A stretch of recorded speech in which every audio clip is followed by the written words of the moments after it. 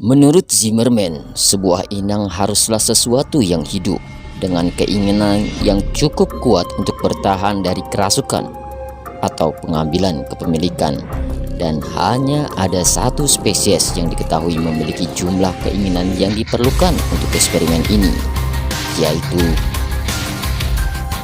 manusia.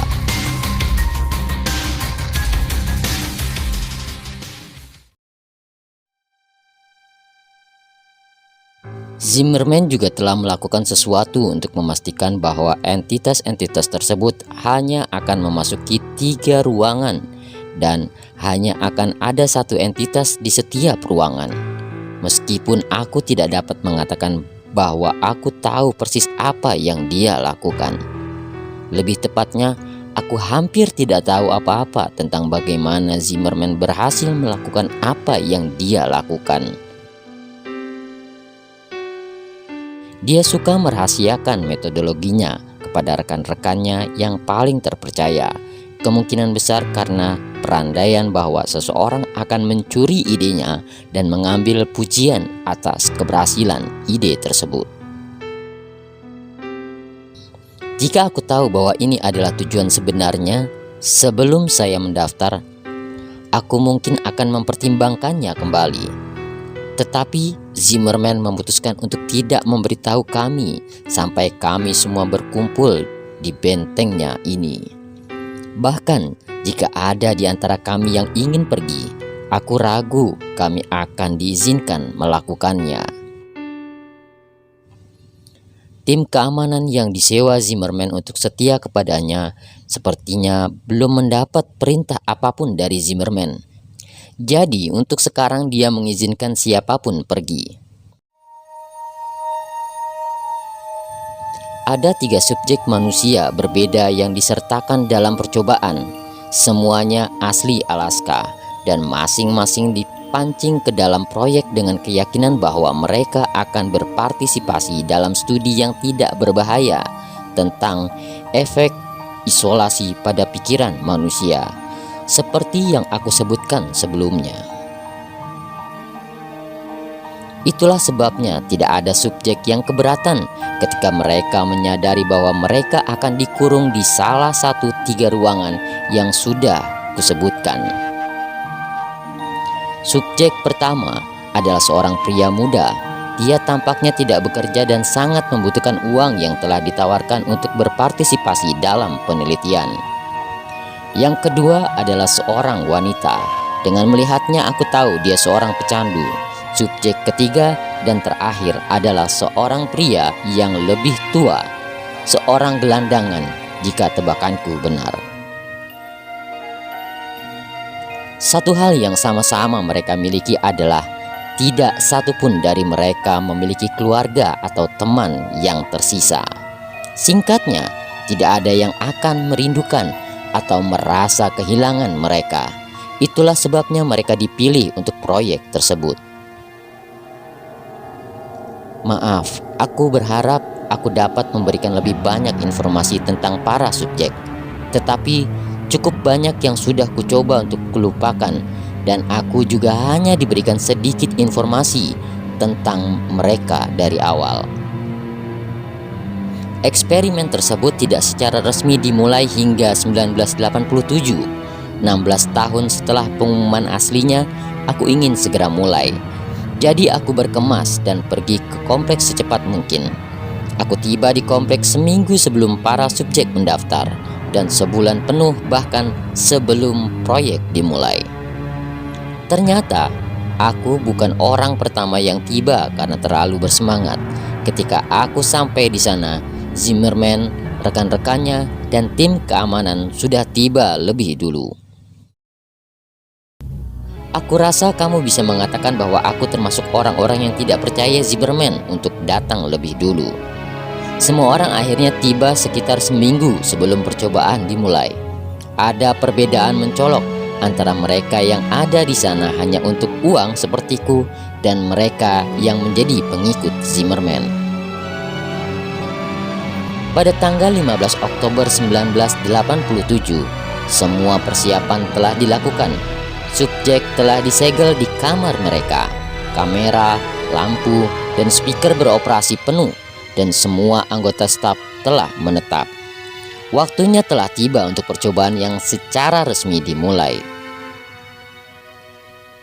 Zimmerman meminta semua orang untuk melapor ke ruang kontrol sekitar jam 9 malam untuk menyaksikan awal percobaan.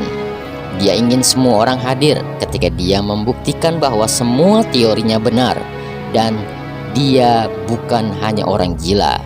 Dia ingin kita semua melihat hasil kerja kerasnya.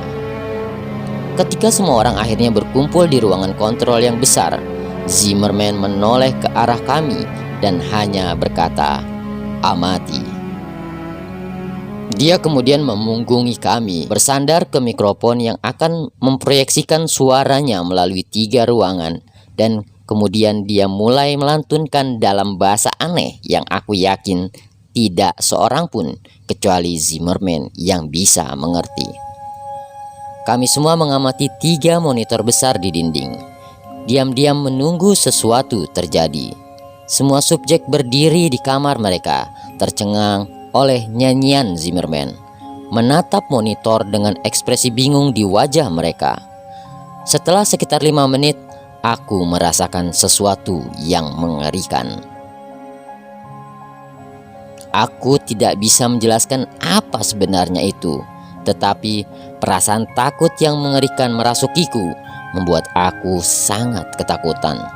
Saat itulah tanah benar-benar berubah bergetar halus dan lampu mulai berkedip. Zimmerman terus melantunkannya ke mikrofon, seolah-olah tidak ada yang salah. Sementara subjek mulai berlarian di sekitar kamar mereka, berteriak minta tolong. Kemudian tiba-tiba tanah berhenti bergetar dan gambar monitor berubah menjadi statis. Udara mulai menjadi sangat berat saat kami semua menatap monitor, menunggu mereka menunjukkan kepada kami apa yang terjadi atau telah terjadi di 3 ruangan itu. Untuk beberapa saat semuanya hening, tetapi kemudian terdengar teriakan. Jeritan seorang wanita yang mengalami rasa sakit dan teror yang tak tertahankan mulai bergema di seluruh kompleks. Jeritan pria yang serupa mulai bertepatan dengan jeritan ketakutan wanita, dan bersama-sama suara mereka tercampur menjadi simfoni rasa sakit dan ketakutan yang mengerikan yang tanpa ampun bergema di telinga kami. Kami yang ada di sini untuk uang mulai saling menatap ketakutan, sementara mereka yang setia kepada Zimmerman tampak sama sekali tak terpengaruh. Kami ingin pergi dan tidak pernah kembali ke tempat yang mengerikan ini, tetapi kami semua tahu jauh di lubuk hati bahwa Zimmerman tidak akan pernah membiarkan itu terjadi. Kami berada di sini untuk jangka panjang dan tak akan ada jalan keluar. Saat itu pukul 22:13 ketika teriakan akhirnya berhenti. Monitor terus mengungkapkan kepada kami apa yang terjadi di 3 kamar itu. Segera setelah teriakan berakhir, Zimmerman berdiri dan membubarkan kami semua untuk malam itu, dan menambahkan bahwa kami semua dilarang untuk kembali ke komplek sampai pukul 10 besok pagi. Siapa juga yang mau kembali ke sana, kan? Kami semua dengan cepat keluar dari kompleks, menuju kabin dan menetap di malam hari. Aku merasa wajar untuk mengatakan bahwa tidak semua dari kami bisa tidur nyenyak malam itu, dan akulah salah satu dari mereka. Pagi berikutnya, semua staf telah tiba di pintu masuk gedung. Kami semua berdiri di dalam, saling bertukar pandang lelah atau gugup saat kami menunggu Zimmerman tiba dan membuka palka yang menyembunyikan tangga. Aku bisa melihat ketakutan yang nyata di mata sebagian dari kami, sementara yang lain tampaknya tidak terpengaruh oleh apa yang terjadi tadi malam. Zimmerman muncul 5 menit setelah pukul 10, meminta maaf atas keterlambatannya saat dia melewati pintu gedung masuk. Dia membuka palka dan tanpa ragu-ragu mulai menuruni tangga ke bawah ke dalam jurang hitam. Dia bahkan tampak antusias. Aku adalah orang pertama yang mengikuti di belakang Zimmerman, menuruni jurang gelap ke dalam fasilitas.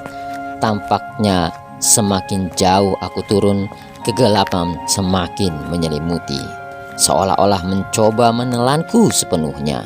Dan ketika aku turun lebih dalam, aku tidak bisa menahan perasaan bahwa tempat ini entah bagaimana terasa berbeda.